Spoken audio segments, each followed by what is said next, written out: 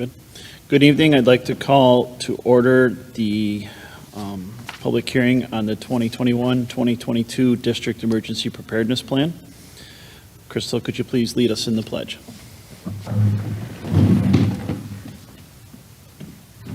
I pledge allegiance to the flag of the United States of America and to the republic for which it stands, one nation, under God, indivisible, with liberty and justice for all. Thank you. Matt Sickles, take it away. Good evening. So tonight is our annual public hearing for the District Emergency Preparedness Plan. Go ahead to the next slide. So just to provide a quick overview of what the plan contains, and it has evolved in recent years. Districts are required to develop a district-wide school safety plan designed to prevent and minimize the effects of serious violent incidents and emergencies, and to facilitate the coordination of the district with local and county resources in the event of such incidents or emergencies. The district-wide safety plan is responsive to the needs of all schools within the district and is consistent with the more detailed emergency response plans required at the school building level.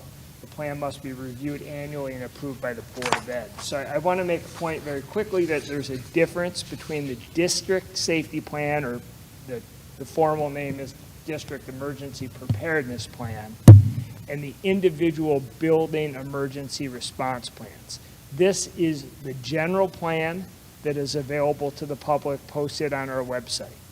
Because it is public, and because it has to do with the safety of our students and staff, there's certain information that it does not contain. It only drills down to a certain level of detail.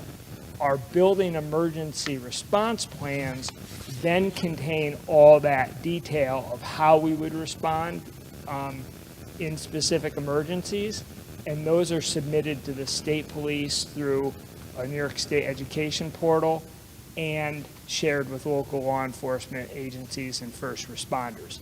Those are confidential because they contain much more sensitive information, and that could be used nefariously. So, updated New York State education regulations. So a few years ago, State Ed, by Commissioner's regulation, added the SRO contract if a district had one as an addendum to the district emergency preparedness plan. We've already gone through the process, the legally required process for approving this. We had a public hearing back on June 8th, and the board approved the contract on June 14th at the board meeting.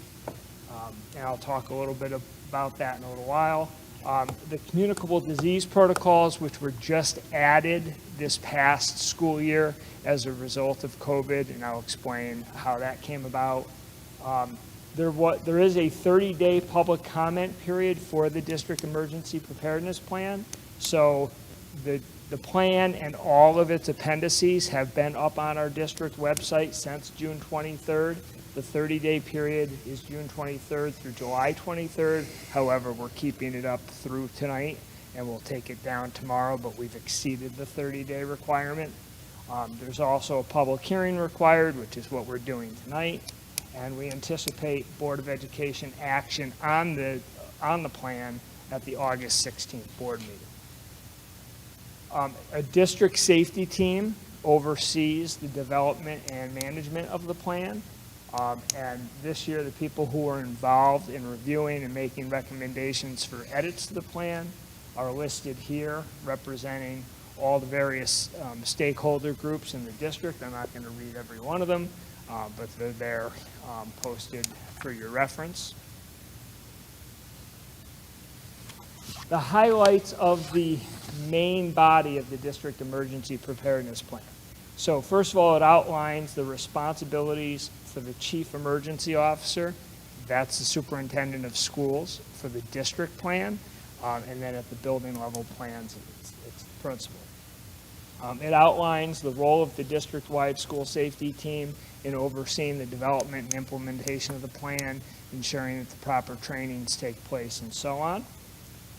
It identifies potential emergency sites, both on campus and off, in the event of either a building or campus-wide evacuation, depending upon the type of emergency. Again, that's generalized for safety reasons. There are general and standard response steps listed for specific emergencies, but it does not drill down into the level of detail, again, that's available in the building level plans. There's an identification of district resources. This includes like all of our school buses by serial number, should we have to transport students or anyone else in an emergency, all of our district facilities, equipment, fuel, anything that might have to be brought to bear in response to an emergency. Communication systems and protocols are outlined for generally communicating with students, staff, parents, and the community regarding emergencies. A general approach to training and drills, although again that's generalized for safety reasons, and the general approach to school security, which includes, in our case, the use of the school resource officer. So those are the highlights. I'm not going to drill down into detail. The entire plan is available, has been posted for 30 days, and will continue to be available on the website.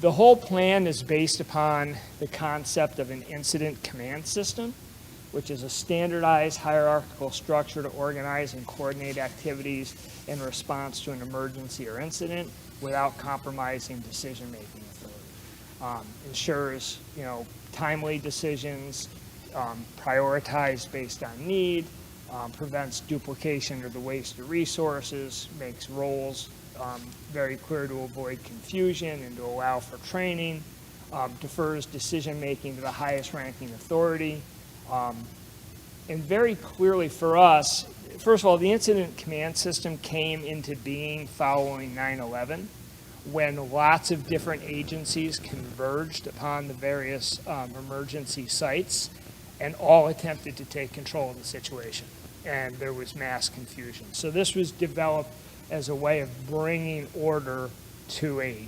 inherently confusing and chaotic situation. In our case, very often, the district incident command system is likely not to take effect until after the incident is over. For example, let's just take something like a gas leak or a fire.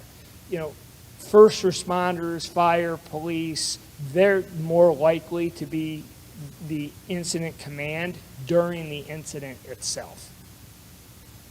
They will tell us what we have to do, and then our incident command system will take effect to make sure those things happen.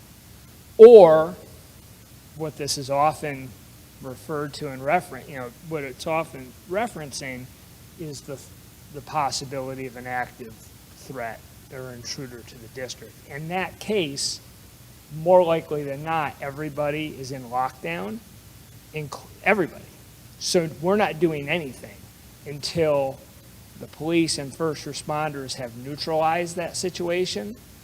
Then, when everything is deemed to be safe, then our incident command system would kick in for the appropriate reunification of students with their families and things like that. So very clear, we're not always the first ones in charge. Communicable disease protocols are now required as an addendum to the plan. This happened this past year as a result of COVID. So back on Labor Day of 2020, the governor announced by executive order that every public employer must have a communicable disease protocol. It's to support the continuation of operations in the event that the governor declares a public health emergency involving a communicable disease. So in the middle of a pandemic, we were asked to develop a plan for how we would respond to the next pandemic. Thankfully, though it was announced on September 7th, we had until April 1st to develop that plan. We did that. We met all of our benchmarks in terms of communicating with our collective bargaining units as required by law. We worked with our attorneys to develop a plan. We had a public hearing in March as required by law before the board approved it by April 1st, before April 1st. So just very quickly, the required elements of the communicable disease plan is the identification of essential employees, like who is essential to run the physical plant, the physical structure. And that's going to depend upon the circumstances and what services the district is called upon to provide. It may just be our maintenance crew, facilities crew, or if we're required to provide meals, it could include food service and transportation. Depends on the circumstances. For everybody else, it requires us to identify the telecommuting protocols, work schedules and locations for both essential and telecommuting employees, procedures for documenting hours and work locations, procedures for monitoring, responding to, and documenting the exposure of any employee or contractor to the communicable disease. It requires an emergency housing plan. That's going to be more relevant to some districts more than others, but we have that in our plan, including a long list of housing options within a 15-mile radius of the district, should our essential employees require temporary housing. Requires a log of inspection of PPE materials, and then a whole list of legal references and requirements. So that is now, will be updated or reviewed annually and is an addendum to the plan. And then, as I mentioned earlier, the SRO contract has to follow its own process, which we have done, and has to be attached as an addendum. This year, the board approved what is a second amendment to the existing SRO contract that we had previously negotiated the year before. It is a 2-year contract this time for part-time SRO services, but even though the terms are negotiated for 2 years, the board will still approve it on an annual basis. And as we reviewed in that public hearing, there is an opportunity to opt out of it should circumstances dictate that we need to. Public hearing for the SRO contract was held on June 8th, and the contract was approved on June 14th. So that is now the district emergency preparedness plan in its entirety, including the required addendum. I open it up for any questions or comments. Any questions from the board? None. Any public questions?